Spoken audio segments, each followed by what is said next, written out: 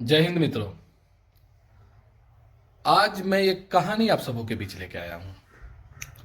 ये कहानी उस वीर योद्धा की है जिसकी वीरता को न भारत सरकार स्वीकार करती है और न भारत सरकार के किसी दस्तावेज में इसका जिक्र है। आज हम बात कर रहे बानी रविंद्र कौशिक जी के बारे में। रविंद्र कौशिक जी, जिनका उपनाम ब्लैक टाइगर भी रहे। रविंद्र कौशिक के जन्म राजस्थान के श्रीगंगानगर जिले में सन 1952 में हुआ। चूंकि रविंद्र को बचपन से ही नाट्य अभिनय में बड़ा रुचि रहा, तो ये बात 1970 के दशक के है, जौना समय भारत और पाकिस्तान के बीच में बहुत ही तनाव बढ़ल रहे बांग्लादेश के लेके। उस समय रविंद्र एक नाट्य कला के अभिनय खातिर लखनऊ पहुंच रहा है, और जौन नाट्य कला केंद्र में वो अपन अभिनय दिखाए गए रहलन, और या कुछ रॉ के अधिकारी भी उन नाट्य के देखे खातिर आए रहे लोग। वो लोग रविंद्र के अभिनय के देखल तो वो लोग बड़ा प्रभावित भइल, और वो लोग डायरेक्ट रविंद्र के पास से पहुंचला के बाद वो लोग रविंद्र के रॉ ज्वाइन करे के ऑफर दे दिलस। चूंकि रविंद्र के पास से मौका रहे कि उस सिस्टम के ज्वाइन करे के बाद जौना सिस्टम खातिर लोग यूपीएससी और कमांडेंट जैसन एग्जाम के कंडक्ट करेला, रविंद्र बिना सोचे समझे तुरंत हामी भर देना और माँ भारती के सेवा में लागे के अपन प्रयास के एगो अगला कदम के पास कर लेना। रविंद्र का जन्म श्रीगंगानगर जिले में हुआ, जो पाकिस्तान से सटे बॉर्डर इलाका है। तो रविंद्र को पंजाबी आना तो लाजमी है, और आप सबको पता है कि पाकिस्तान के मोस्ट ऑफ द एरियाज में पंजाबियत की औरा बहुत बड़ी है।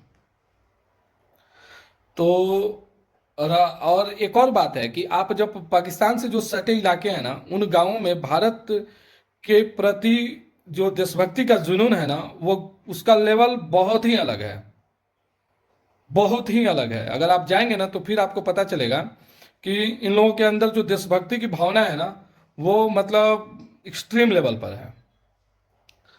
इसके बाद क्या हुआ कि सन 1970 के दशक में ये रॉ को ज्वाइन किए। उस समय की तत्कालीन प्रधानमंत्री श्रीमती इंदिरा गांधी जी से इनको मिलवाया गया, और इनकी कद काठी को देखते हुए रॉ ने डिसाइड किया कि इनको पाकिस्तान भेजा जाएगा।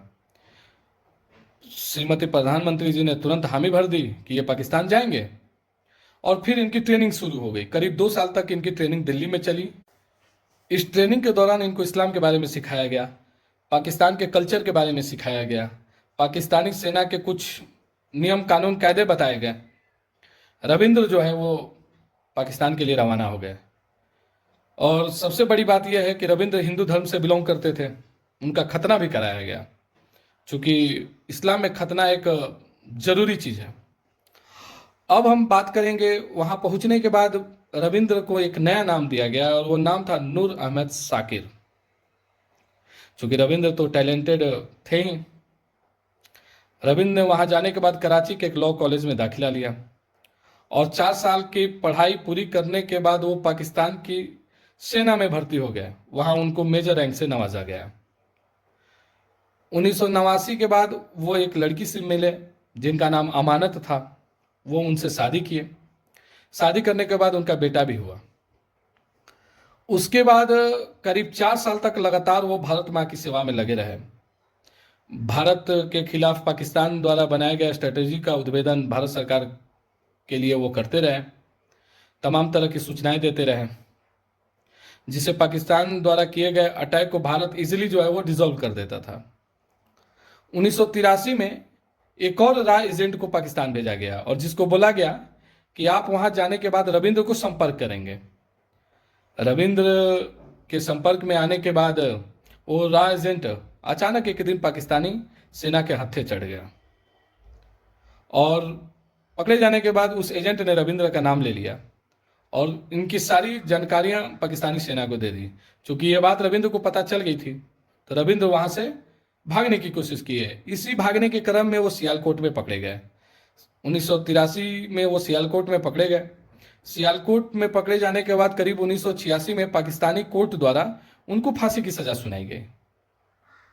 फांसी की सजा भइला के बाद 1986 के बाद वो फिर कोर्ट में पिटीशन दाखिल कैले, तो 1988 के दशक में करीब उनका के इस सजा के तब्दील करके आजीवन कारावास में बदल दिया गई। अब वो पाकिस्तान से जेल में लगातार रहे।